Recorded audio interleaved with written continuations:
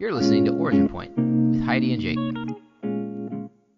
So, Heidi, how did your forecast turn out? Well, if I can remember correctly, my forecast was that I would work on some more pottery and complete a bunch of 3D prints. The 3D printer did a lot of work. Unfortunately, I don't think that I did a whole lot of work. Yeah, I saw that you were too busy slipping and sliding around to do any work. I was busy watching people slip and slide. I chickened out and I did not actually go down the ginormous slip and slide. What Jake is referring to is friends of ours in the maker community put on an annual picnic bash / slip and slide party in upstate New York, which is about an 8.5-hour drive for us. So I didn't realize it was that far. Yeah. So we, on Thursday afternoon, left and drove up to the Finger Lakes in New York, which is about a 5.5-hour drive, give or take, with a toddler in the car. You gotta stop quite a bit more than if it was just two adults.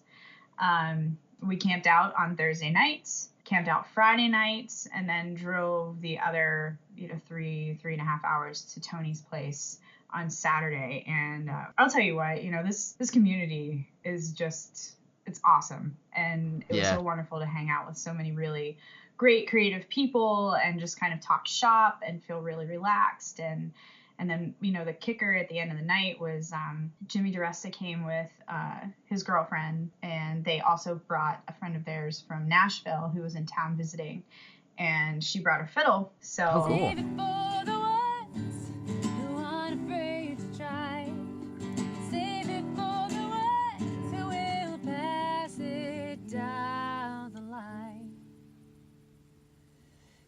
Don't grow in a garden made of pavement.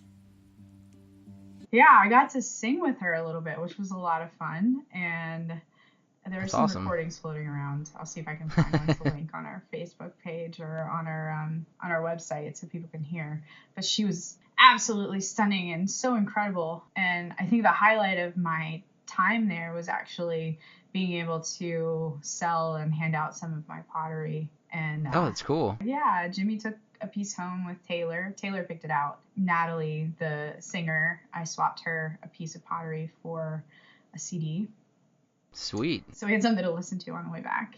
And awesome. Yeah, it was great. We couldn't have asked for better weather, better company. Mackenzie and Tony were just so welcoming with their house, and we got to camp out there, so didn't have to worry about driving anywhere in the middle of the night. Just got up early and drove home.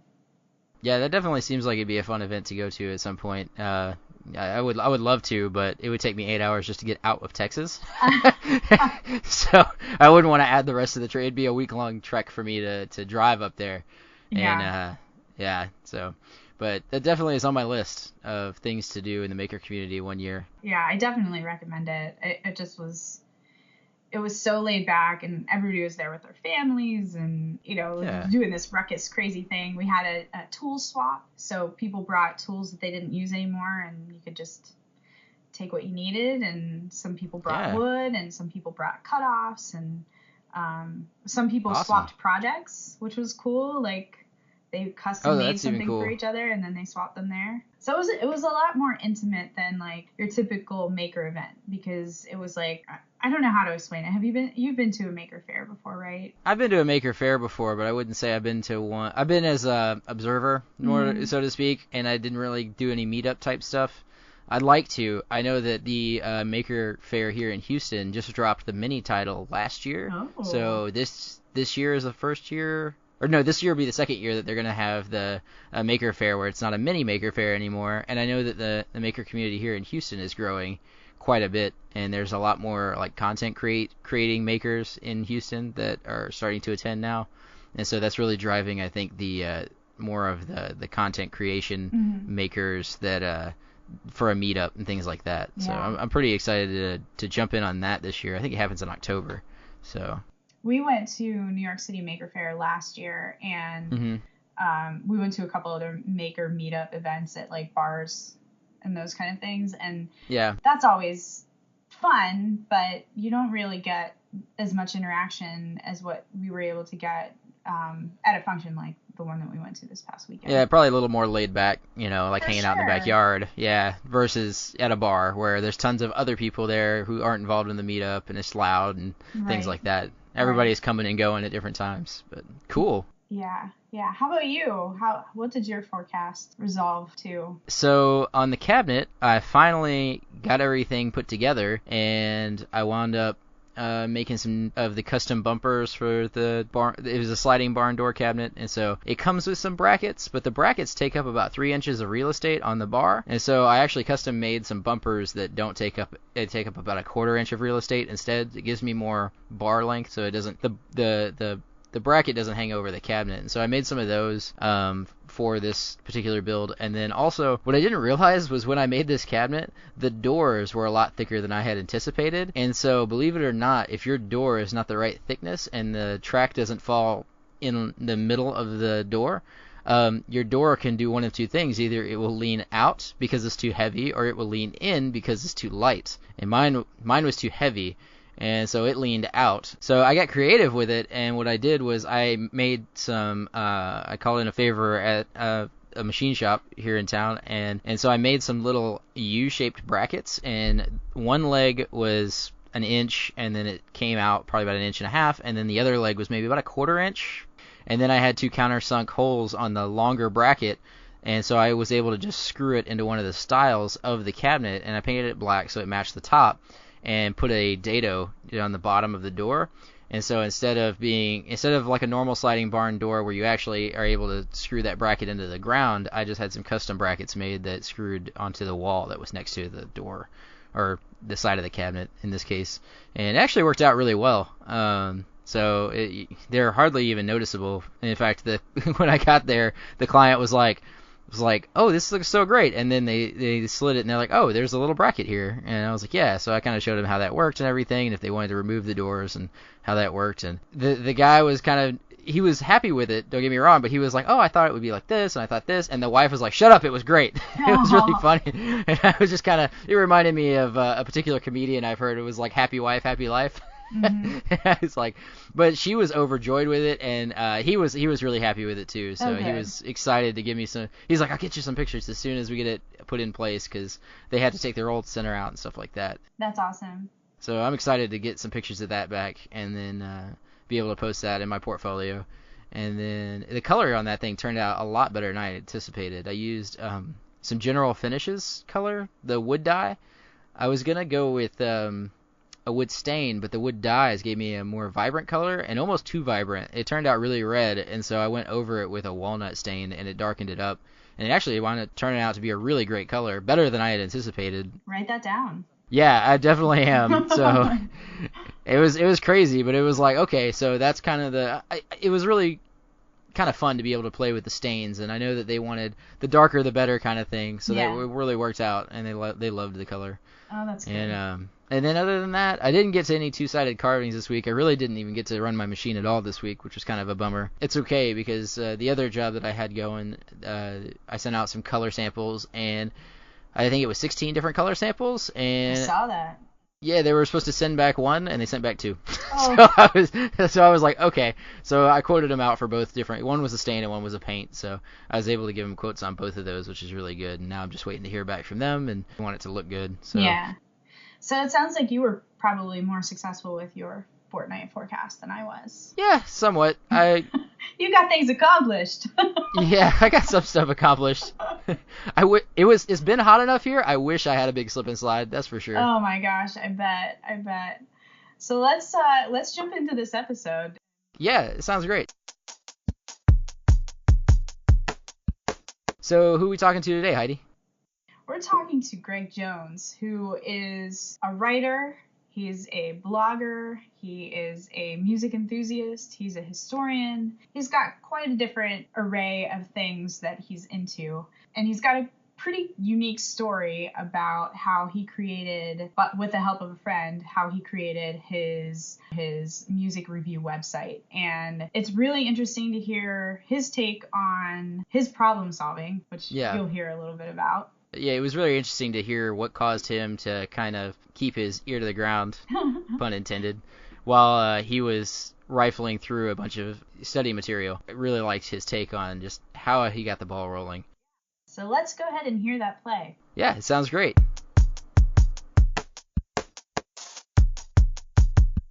This is a complicated story, and it has involved a lot of hard conversations and a lot of disagreements and a lot of like late nights trying to craft decent content and failing miserably here and there, and then having something that for whatever reason 5,000 people run across, or whatever. Like we've got some numbers that are pretty stunning to me that have happened over the years, and sometimes it's good old gumption and hard work, and sometimes it's right place, right time, which I think any business would say that.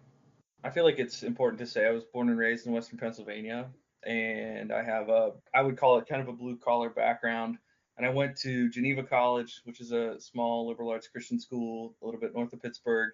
I studied history, and I had been interested in history pretty much my whole life. I told my parents when I was in something like junior high that I wanted to be a college professor. And they said, you might want to go to college first before you make that jump. So I did that. And I ended up getting a master's degree in history at Western Carolina. And then I came back closer to home. In the meantime, I had gotten married to a girl that lived in Ohio. So it made sense to get my PhD at Kent State.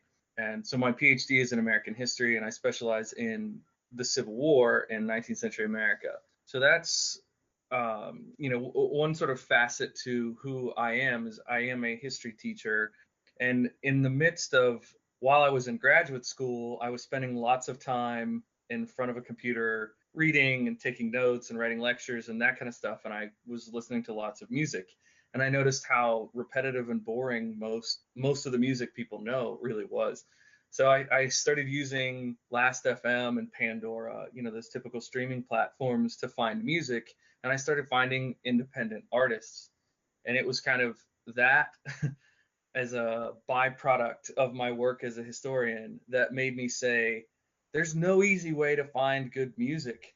Like, these streaming platforms are mostly giving me things I don't want to listen to. It would be really nice if I could find better music. And so it was kind of the combination of the two. So now my day-to-day life is a combination of working, facilitating these history classes, grading papers, grading essays, responding to discussion posts. And at the same time, I can, do that for a few hours, and then I can jump over and do blog work and write an album review or work on discovering music. All the hard work of running a small business, of emailing people and trying to secure ads and trying to set up coverage. And if I want to cover an artist live at a show, I have to contact their PR people. And so it's an interesting mix of doing a little bit of writing, a little bit of critiquing, and trying to bring together two worlds that really aren't connected. I'm not a musicologist. I don't actually study music for my profession, but I have an opportunity to enjoy music and write about it using the writing skills that I think I honed in graduate school. Well, let's take it a couple of steps back to the point where it actually originated. So you started to kind of go into the need that you saw, at least just for yourself, if not for everybody else, and what it was like to say, okay, well, if I need this, then obviously other people do. And from what I remember, you had actually been kind of bouncing this idea off of a friend of yours too, to kind of identify how you would curate something like this. Right. And like most bad decisions, it started with a dare, right? I was with a friend of mine, and we were in a car ride together, and we were, I believe it was my car, and I had a good old war CD in, and I played that, and my friend was like, oh, that's pretty cool. Have you ever heard of Fleet Foxes? Which of course I had. And I was like, yes, but how do you know who these people are? And, because this was before either one of those bands was massive. And so I was like, I don't know, I found them on Last.fm. And so we started talking about how we both like the same kind of sort of indie folk music.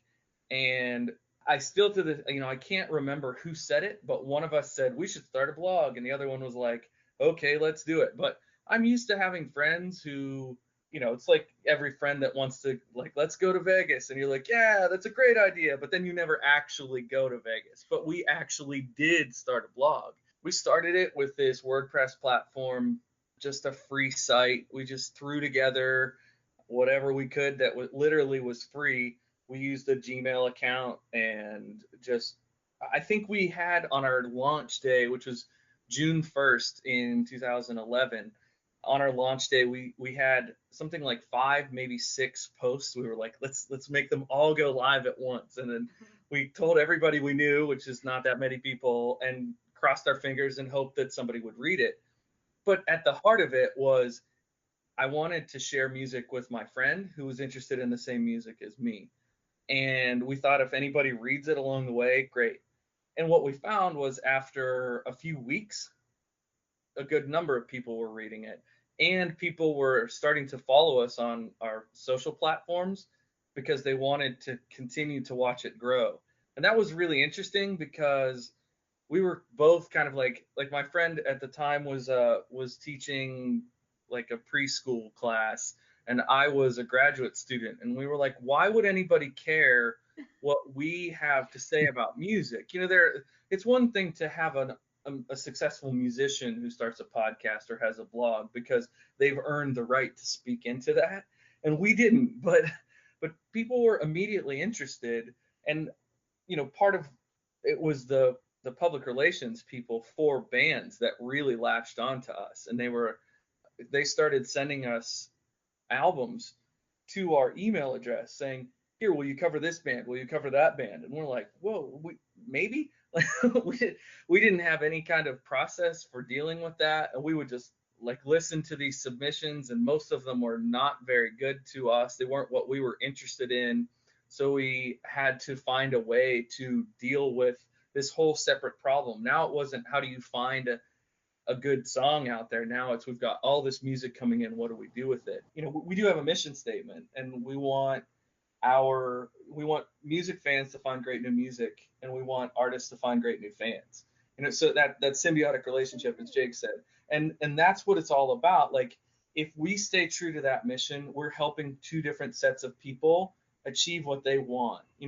People like me who just love music and want to hear the next good thing, they can email subscribe, and they can follow along, and they're going to get 30 tracks a week that have already been curated for them. And they might not love them all. Maybe you're an electro pop person, and you're not going to like my sappy singer-songwriters that I post, and that's okay. But you're going to get a handful of electro pop that's going to be really exciting and really engaging for you. And that, for that artist who only has a handful of followers, or even if they have 500 or 1,000 followers, but to get another 50, that's huge. And so for us to be able to help 2 different sets of people in the process has been, it's really rewarding. So the ones that we found that were good, we wanted to find more like that. So we're using the algorithms to find other things. For example, I remember hearing Dustin Kensrue from Thrice, and so he's already massively successful, but he had done some work on the side as a solo artist, and I listened to that and really liked it. And by following that algorithm, that I was listening to Kensrue's music, and I found Matthew Mayfield and Noah Gunderson. And those are 2 of the guys that are like marquee names for the kind of music that we cover on Ear to the Ground. Those are the things that sort of help to stamp out what our brand was going to look like. It's not as if we're putting out music from a radio station or something like that. Like, people are choosing to click on our website.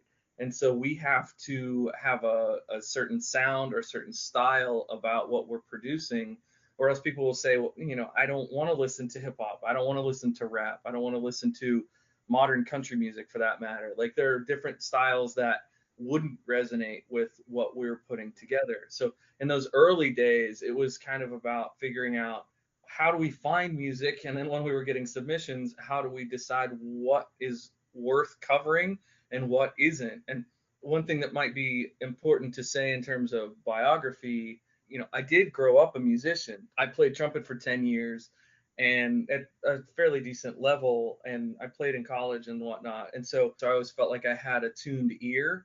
Learning how to take that tuned ear and apply it to what other people were producing, and have the confidence in saying whether it's good or not. Not everyone's going to love what we're doing. Not everyone's going to love the kind of music that we're supporting. But if we can set it up in such a way that the majority of people who are already inclined to like this music like the way that we're curating it, then that's a win. So when you were looking for like a method for your curation and your website design and kind of finding that style, did you have any influences in particular that you could point out? That's one of my favorite questions to ask an artist is like, so do you listen to Bob Dylan, right? Like every artist has a good influence, but I actually don't read very many music blogs, certainly not regularly. I'll go and read things here and there, especially when there's something newsworthy happening, but I don't have a specific music blog influence, but I would like to think that I take the experiences that I have as a teacher and as somebody who's been sifting through media on my own for a really long time, and like I mentioned earlier, like kind of having a calibrated ear. I like to think that I take those things and apply them to the music that I receive.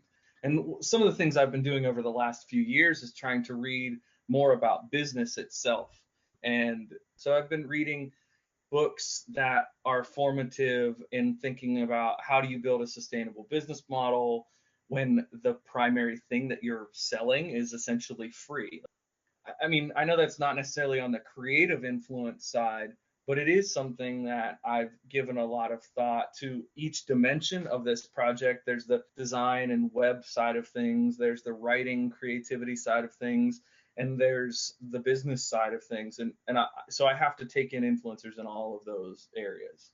Well, it definitely sounds like it can be challenging, right? So you have a normal day job where you have a specific income, but yet you've got this passion to the side where you're going, well, how do I fund the cost of having the bandwidth to do this? How do I fund my time? How do I fund the expense of having a website name? So how did you find a way to fund, even if you're at the beginnings? How have you discovered a way to fund it? So there are a few different stages to this story of what made it work.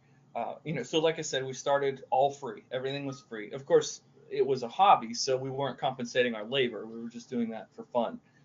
And when it was check 2 or 3 emails a day and go on Bandcamp or SoundCloud or wherever, there was a website at the time called it was called Spinner. I don't know where they came up with that, but it would literally put like 10 or 12 new albums up every week, and I would wait until that day. It was like a record store day thing, and I would go and I would like find the ones that were loosely in our genres, and I would click play, and if they were good, I would cover them. And I did that for a while, and then Bandcamp was really helpful because I was finding truly independent artists. But again, all of this was for fun. It was for free. And as more and more PR mailers started coming in, and it was the ledger was becoming more work and less fun, and no money to show for it. And that was getting difficult. So this was actually kind of a breaking point for the organization because I sat down at a table with my co-founder and then 2 of our writers, and we sort of talked about how difficult things were getting and how are we going to keep up with it. And I said, we need to find a way to make money. I think we're all going to burn out. We're going to hate music, and I don't ever want that to happen. So let's find a way to do this. And of the people at the table, a few were interested in that and a few weren't. And so that sort of took the company, if you will, in a new direction, and it started to become a company. My business partner now is a guy named Matt Simon. We met out here in Northeast Ohio, and when he initially came on board as somebody who was just writing for us for free, right? He was doing the same thing, but as we sorted out who was interested in being involved and who was not, he was the one that said, yes, let's find a way to make money. And at that point, we had sold a handful of ads, and they weren't real great contracts, right? We were getting people who were sending us money via PayPal to put an ad somewhere on our site. And sometimes they were more reputable links than others. And we didn't, totally like compromise on our morals or anything, but there were definitely it wasn't sustainable, but it paid the bills a few times and allowed us to it allowed us to realize that a website is a valuable thing. And we were moving up, page rank and that kind of thing for different topics and different keywords. So we knew that we were building value, but we didn't know how to make that income regular. And then, it sounds like the punchline to a joke, but we received an email from a South African businessman. And literally this email, we opened it up, and this guy, his name's Jason Grishkoff, and he runs a company called Submit Hub. But the other thing that Jason Grishkoff does is he runs a massive music blog called Indie Shuffle. And Indie Shuffle, you've probably been to it and didn't even, So at that point, we were getting about 40 emails a day from all these PR firms and bands trying to get us to cover their music. And it was really irritating. And Indie Shuffle is probably 100 times bigger than we are if you just look at sheer numbers, maybe even 1,000 times. I don't know. He's a much bigger site. So I don't know how many more emails he was getting, but it was a lot. But the thing that Jason had that we didn't have was the ability to code. So he coded this platform that basically said, hey, instead of sending us an email that we're probably going to delete without ever opening because we don't have time to open all these emails, here we'll give you an opportunity to listen. We will guarantee that we will listen to your music. And so that business model was, you can send it to us for free. We will listen to it and make a yes or no decision. Or you can pay a little bit, like $1 for the song. And then the blog will either say, yes, we want to cover it, or no, we don't. But the money was split between Submit Hub and the blogger. So instead of making a lot of money on one big ad sale, we were able to start making a little bit of money on every submission that we got. But it's pretty darn cool to own your own business, set your own hours, and be making, even if it's just a little bit of money, to be able to cover costs and take a little bit home. And if you look at it from the band's perspective, they were really happy too. Because what was happening before was they spend all this time and money investing in recording a song. And what do they need? They need listeners. They need the song to get out there to lots of people. And at the point that we found Submit Hub, I think we had about 1,000 social followers between, probably like 500 on Facebook and 500 on Twitter. So we weren't massive, but we were big enough that we could help an artist because we were putting their music in front of 1,000 people.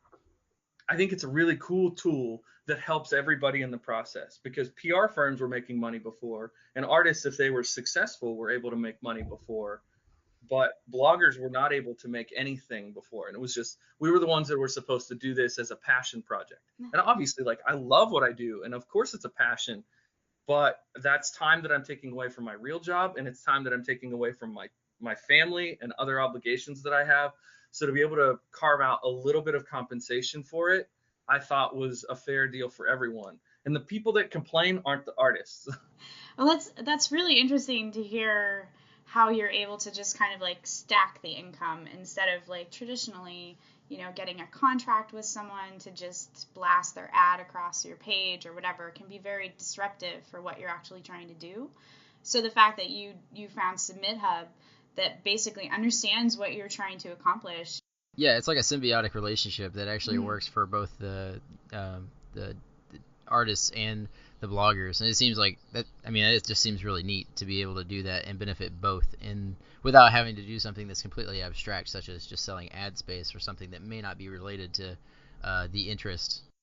When you look back at your last few years, is there something like someone that came to you and said, will you review my music, or maybe a review that you did that lit the fire into something else that was a huge milestone for you guys? Is there anything like that you can think of? There are a few things along the way that were pretty significant in terms of motivating me to keep going. I think, obviously finding Submit Hub was a major milestone, because it allowed us to make things economically viable. But I had a conversation with a singer-songwriter named Noah Gunderson several years ago, and I think that was one on the creative side that really helped me, because he's based in Seattle, and he's a remarkable singer-songwriter, pretty close to my age, and he had a church background and then sort of wrestled with some questions of faith, and that sort of art meeting faith meeting becoming an independent artist sort of all collided in this persona. And I mean, he was somebody that I found on Last FM, right? Like way back in the early days. So when I got a chance to, well, I emailed his PR people and said, hey, can I interview Noah Gunderson? And they said, sure. I was like, whoa, this is cool. You know, it was neat to just get into his show for free, let alone to sit down and talk with him. And I interviewed him at a venue nearby in Akron called Musica, and we just chatted in the green room, you know, backstage for like an hour about all sorts of different things, like how, you know, what inspires his music and how he got to where he was at. And it was just really eye-opening and really helpful to me to talk to somebody like that who was also pursuing his passion just in a different way. And to have him say, you know, he had tweeted previous to that, he had tweeted that a piece that I wrote about him was, I think what he said was, it was either one of the most true or the most accurate. It just said it was a really helpful piece. And I mean, he let me know that his music, he saw a movement in the numbers on his music because we had covered him. Oh, And that wow. was super meaningful to me, because when I see the stats, I don't always know how much we're influencing an artist and how much we're helping them get fans. But to hear him say, like, thanks for what you do, because people like me need people like you, that was huge in motivating me to keep doing it. Because on the hard days, when you're not finding music of that quality and you're finding lots of stuff that you think, this is fine, but it's just not inspiring, it doesn't light a fire under me, it can be a slog. And you start to think, I'm not even making very much money doing this. Why am I doing this? Like, there's 1,000 other things I could be doing right now. And then you have a moment like that where it just sort of clicks. Like, yes, this is a person who's explaining why we do what we do back to me in a way that is really helpful. And I hate to keep using the word inspiring, but it was an inspiring moment. You know, like one of our sort of crowning moments was we covered Jason Isbell, the Grammy winning Americana artist. There was a video that he did with his wife Amanda Shires that I covered, and he retweeted it. So that was like the biggest day in Ear to the Ground history. We got like over 3,000 views just because of the power of Jason Isbell's retweet, which is really awesome. But that's a flash in the pan. And so as nice as it is to rattle off moments like that, oh, Noah Gunderson tweeted us, or so and so follows us on Twitter, so and so commented, or whatever. The difference between that versus like actual benchmarks in a business, those are kind of two different things. Are there some goals that y'all have set for the future? Well, yes. I think at this point, staying alive is one of the major goals, to keep the level that we're at, because 2017 was better than 2016, and so far so good. 2018 is beating out 2017. So I don't have a big plan. There's not something like that that's like, and here we're gonna roll out the global headquarters or something. I mean, it's still gonna be small. It's still gonna be keeping on what we're doing. But for example, we have an ebook that's in process that will hopefully be out in the next few months. And I would love to be able to add some staffing. We've been talking about this off and on for the last few years. Like, I'm not the best qualified person to handle tech. And so now that we have a little bit more liquid capital, it would be really nice to have somebody who's a tech person on hand, so that when we have issues, we can go to that person. It'd be really nice to have a graphics person available who can step in. And so having those kinds of folks as a part of our team, I know I can curate music and I know I can write about music, but there are certain skills that I can't do. I'm doing them now because I have to. But that's what I think natural growth in a business looks like, is that you start taking the things that you're not quite as good at and have other people do them because they are good at it. And I would love for Ear to the Ground to be more connected to other creatives. That's one of the reasons why I like being in touch with Heidi, because just finding out what Slap Stuff Together is doing is inspiring to me. And it's also just neat to be like, a part of a group of creatives who are doing exciting things, because I might not have a super budget, but it would be pretty cool if I could hire a graphic artist to do a project here and there. And there might be people out there who run across ear to the ground because of this podcast, or because they know one of the artists that we cover or something like that, and then they come to see what we're doing, and it inspires them in a completely different way. So that makes absolute sense. And I think one of the things that what you said about interconnectivity of all these different creatives, it's really important, and understanding what those relationships can do for you too. Like what can I offer you that maybe I can't pay you for, but that you can give me something in kind. Those kind of things like make it a little bit easier for smaller businesses and having those network potential opportunities too. Well, let's get back to the art of what got you started, and that is listening to the music and kind of thinking about it in a way that you could actually write a review. When you receive a new musician that you hadn't heard before, what kind of things go through your mind before you even pop the disc in or click play on your computer? That's a really good question, and I think I don't have like a prep routine or anything like that, but what you can tell a lot in the very beginning parts of a song. You can tell the genre, you can tell the mood, you can tell the recording quality, and even in the first few lines of somebody's vocal, you can hear whether there's any soul in it, whether there's any heart in it. And when I feel deeply moved by a song, it has something powerful in it. And I know that when I share that with other people, they're going to feel it too. And I think that's when somebody can capture that it factor. I hate to use that term, but they have that quality. It will come through, and it does come through, and it's so exciting. It's so that's the thing that drives me, is the one in our acceptance rate is 8% of all the submissions that we get, and the ones that are really that good are a fraction of that fraction. And it's so rare when you hear something, and I have over ear headphones that I wear, and I'll have this moment where I just sort of stare off into space, oh my gosh, what is this?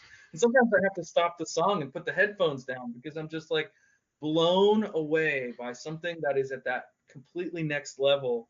And then I listen to it a couple times, I just marinate in it, because I know how rare those moments are. It stirs in your soul. When you have a song that can make you think about people that you knew 20 years ago, songs that can make you remember your first kiss, or songs that can make you remember getting dumped, these songs that find these emotional places for you and rip you open, that's what I'm looking for. And if you can do that and have it sound good too, that's the point. But I guess that's a long-winded way of saying I'm not sitting there measuring out technical proficiency. That's not what I'm good at. That's not what I'm listening for. I'm listening for a song that has spirit to it, that has soul to it, that can move me, and therefore I know it will move other listeners, that is our readers. And I love when I have a moment, and I've shared music with you, Heidi, this way, where I'll listen to a song. Our big secret, sorry. But I'll have this moment where I'll listen to a song and I'll be like, Heidi would love this, because I know enough about your music taste, because we've known each other for a long time. I sort of have categories in my mind that I'll hear something and think, yes, this is not only really good, but I know exactly who will love this, and what, in some ways why they will love it.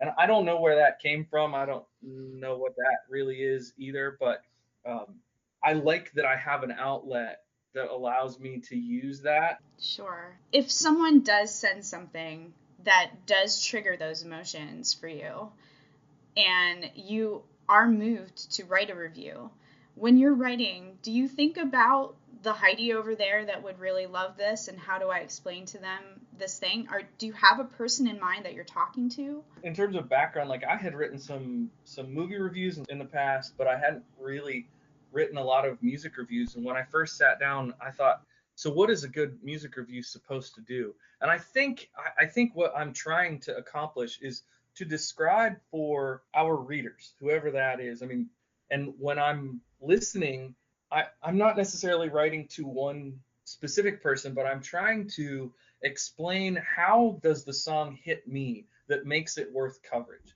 And that's a point that we haven't gone over yet, but is worth mentioning. We don't write negative reviews. If somebody sends music that we don't like, we just say no thank you. And even if it's a big name PR firm that sends us a known artist, if we don't like it, we just say no thank you. And that way, everything that we're writing about, it gives me an automatic perspective that I'm saying, why is this album worth your time? This might be a place where a little bit of my professional training as a historian, as somebody who works with text and interpretation, does come into play as well, because I'm able to kind of explain as a cultural historian what you're hearing, some of the imagery and that kind of thing. So that's what I'm attempting to do, is explain the music in a way. I always say that writing about music is a bit like dancing about art. It just doesn't feel like it should make sense, but I found that it does help some people. I'm kind of curious, since so much time has elapsed since you had started listening to music while you were studying and looking for that, always trying to find new music in different avenues. So currently, how much of the model that you currently have is still that hunt process?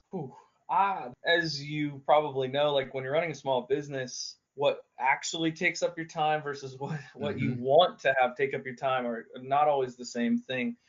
I would say, so the process, we just call it processing submissions as a neutral way of saying going through the heap. That processing submissions is the hunt, but it doesn't have that. It's almost like a controlled hunt. I don't feel like I'm out in the wild, stalking my prey. I feel a little bit more like they're running towards me as a herd, and I have to find like the best one to pull out of the herd. So it's a little bit of a different process, but I do still experience the rush of finding something.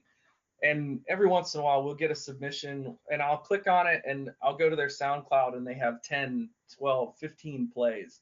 And I think, oh my goodness, this is like their grandma and a couple cousins and their high school friends. Like, that's it. That's the only people who've ever heard this. And I click play and it's amazing. And I know that from the time I put that on the website for the next 48 hours or however long, I'm going to see that number go up and up and up. And I will know that that was our website, like our work, that helped that person get to 100. If someone else had this same kind of drive, they find themselves in the situation of listening to music and wanting to write about it, how would you suggest somebody else kind of get started? Okay, so I've actually written a little bit on this, on how to get a start in music blogging, and I think the main thing is, if you want to write about music as a passion, it's something that you genuinely love, then go for it. If you're looking at it as a business opportunity, I would say don't bother. It's not going to pay off. There are far more lucrative things to pursue. But if this is something that you genuinely have a heart for music and you like to write, then write about what you love and seek out the music that you love. Contact bands because they will be thrilled. If you send an email to a band and say, hey, I listened to your music on Bandcamp or SubmitHub or whatever, and I really liked it, could I write about you? They will be over the moon. They will reply right away. They're super excited about that. My advice is write things that don't exist. Okay, so don't do another review of some top 40 band. Nobody's going to read that. It's going to get lost in the Google PageRank. Find that local band. Find somebody who has written something that's off the beaten path.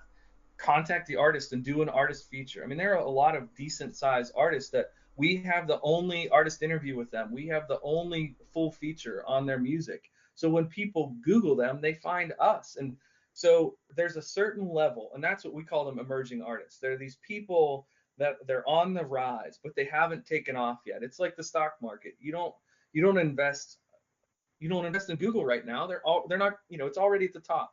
You invest in the next Google. So you find those artists that are in that sort of, you hear the potential in their music and you know that people are going to love them, and reach out to them. Send that free email and they'll be thrilled. Then you set up a Skype call and ask them questions about their music. They'll talk forever. You write down what's good. You write up an interview, clip it, put it out there, and they will send however many fans they have. Maybe it's 500, maybe it's 1,000, maybe it's 2,000. And all those fans who are diehard fans of that band will send them all to your site. So my advice is create original content and make sure that you're posting regularly. It doesn't matter if it's once a week or once a day, even once a month. Just make sure that you have a schedule and you stick to it. You're reliable. When you write, you have to let your passion for what you're doing come through. If you're the kind of creative that works off of inspiration, then when you're inspired, do work. Create a backlog. Yeah, create a backlog and schedule it for every Wednesday morning at 10 o'clock in the morning to be posted, and make it work for your schedule and how you operate. You know, if you can only write on Sunday nights, then gosh darn it, write 3 posts on Sunday night, schedule them for the week, and next Sunday night you'll be all charged up and ready to go again. That is solid advice. So let's say people wanted to reach out and find you. Where would they find you at? Sure. So the website itself is eartothegroundmusic.co, and there's plenty of contact links there. Ear to the Ground has a Twitter page, which is ear_to_the_ground. We have a Facebook page, Ear to the Ground Music. That should be pretty easy to find. We're on Spotify. We're on SoundCloud. I'm personally on LinkedIn, if you'd like to look me up there. If you're interested in the history professor side of things, send me a message through Ear to the Ground, and we can talk about that too. But cool. It is great to hear a different side of things in contrast to the basis that we talked to last weekend. Yeah, I know what you mean. It's cool to hear both sides or experience both sides of this creative process. Yeah, there's 2 sides to every coin. So yeah, it's definitely interesting. You guys have a lot of heart, and you really obviously have been very passionate about making this work. Well, Greg, thank you so much. I know you've got your kids kind of trying to stay quiet in the background, right? So we'll let you get loose to them. But thank you again.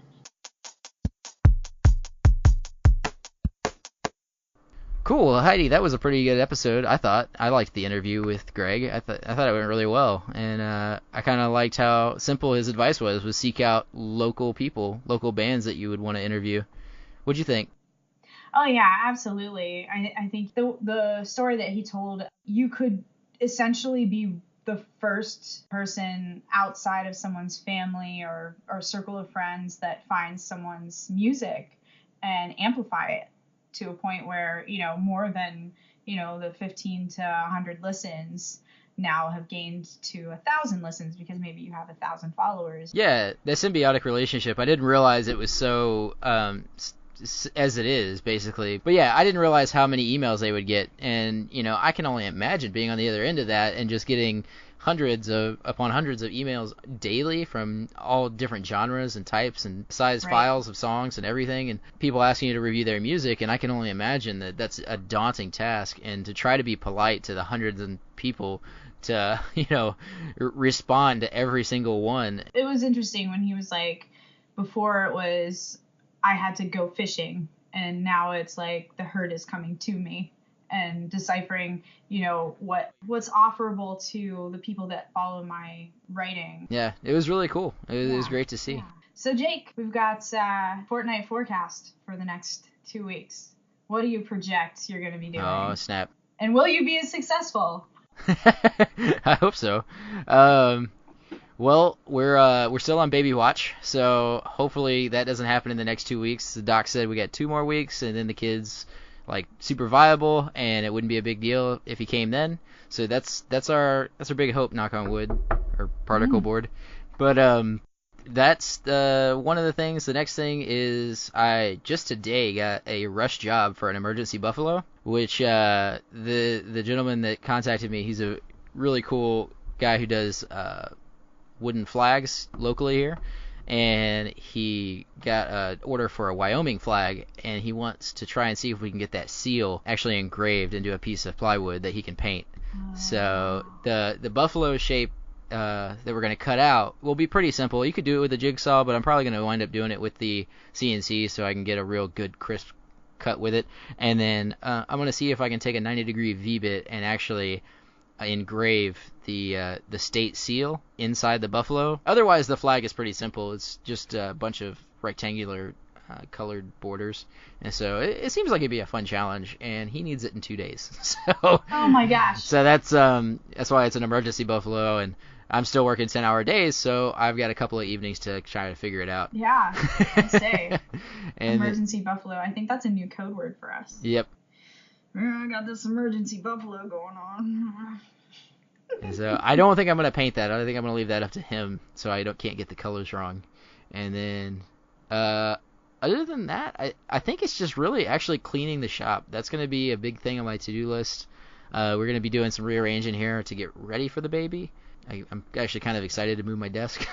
It'd be a good chance to clean everything. We're going to go, in that moving furniture, we're going to go grab a dresser that's in storage right now. And I guess I should post a picture of it on my Instagram. But I have a piece that I made for our first son that actually just slides on top of the dresser. It turns the dresser into a changing table without like damaging the dresser in any way. So it was really nice to be able to change this dresser into a changing table. That's a little bit taller than normal changing tables, I guess, but my wife and I are both tall, so it doesn't matter. And then when the kids get older, we can just take the changing table off and sell it or something, and then the kids can use it as a dresser. So that's actually kind of exciting. And I guess I'll take some pictures of that and throw it up on my Instagram. I think it's probably my first picture on Instagram, so it's due for a repost. But yeah, that's all I got on my forecast for the next couple weeks. That's all you got. Yeah, a baby coming. A couple of things, no big deal. A super rushed buffalo project. Yeah. My turn. Raise your hand. So on my list tomorrow, I am going to pick up the supplies for my pottery. So I ran out of clay probably about a week and a half, 2 weeks ago, and so I haven't done any throwing. And I was waiting to get paid for a couple of commissions that I finished up a couple of weeks ago.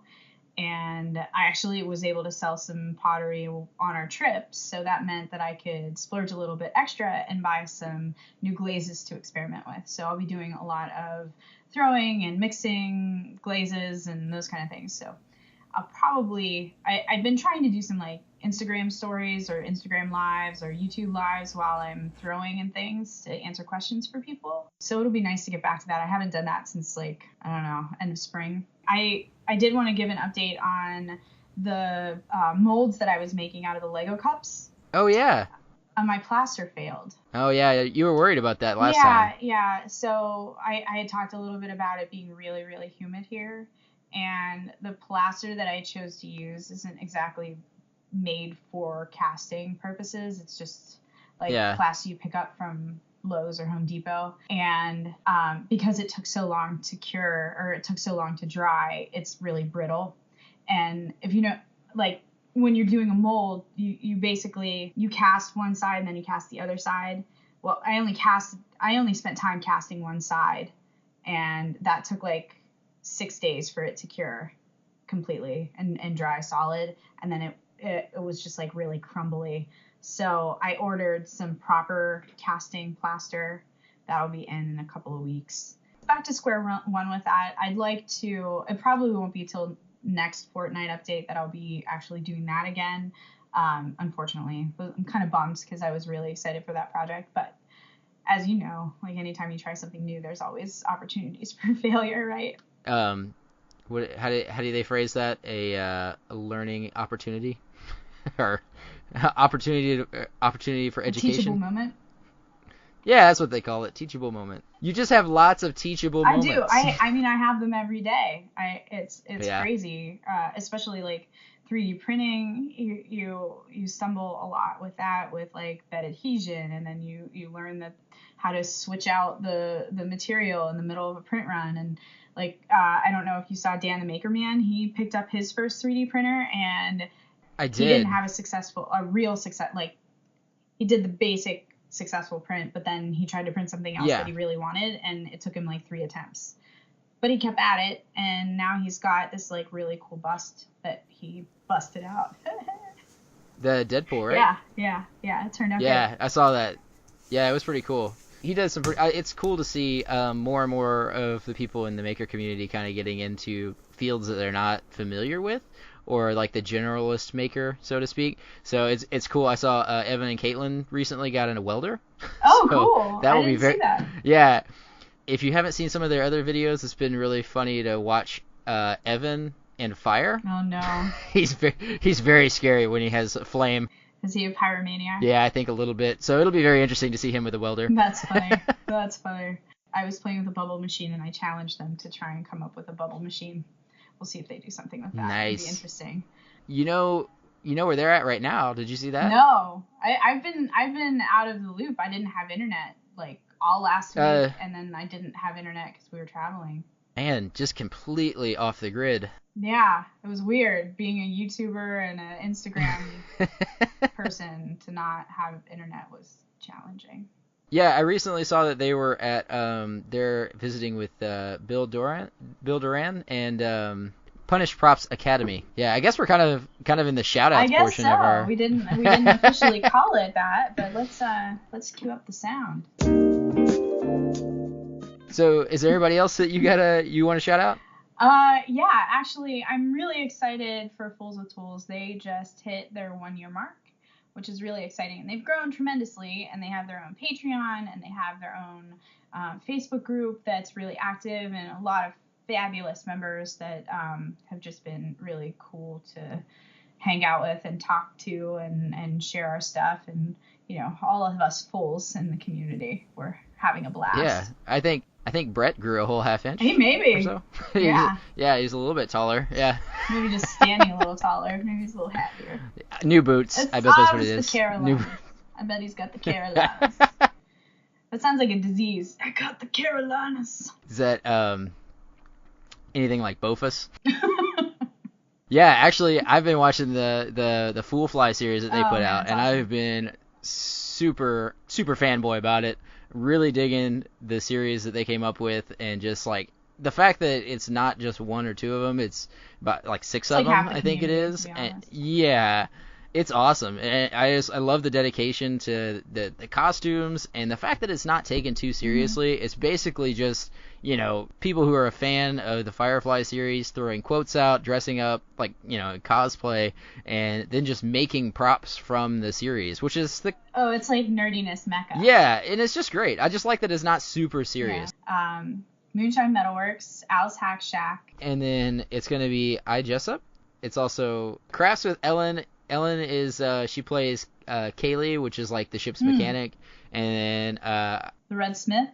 So the Red Smith I think is Jane. I'm not sure. Not everybody's kind of appeared in the series yet, but I do know that Al's not Jane.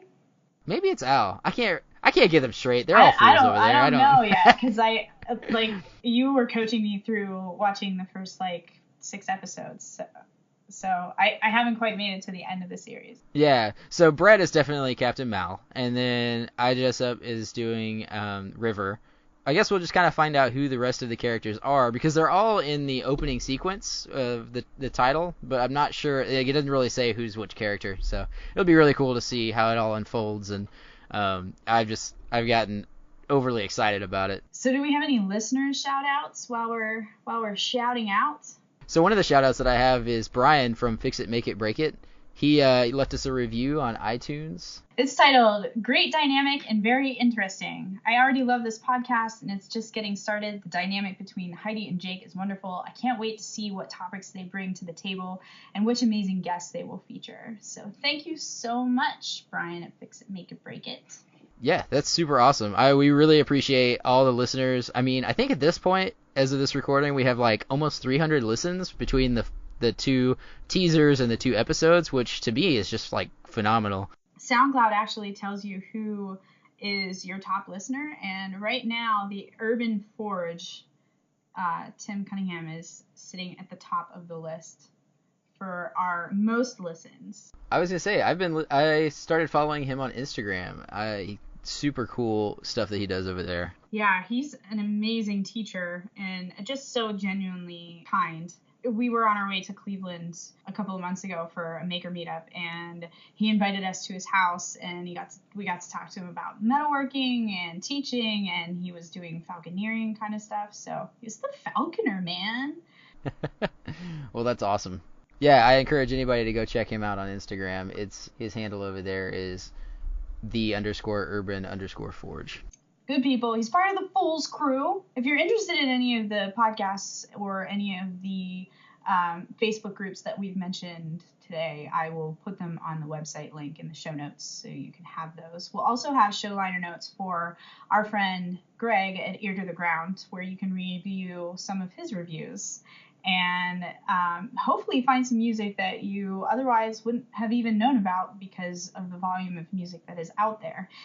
His lists are carefully curated, and there are several different genres you can pick from. So definitely, if you are interested in having some music for your background listening, go check out Ear to the Ground Music and just sign up for their RS feed, and you'll be able to hear all kinds of new stuff. Hopefully, by listening to Greg talk about his beginnings and his current state, will help you to decide whether or not it's something that you'd be interested in digging into. And if not, he's always willing to talk about history. And that's an interview for the history books. Dad jokes.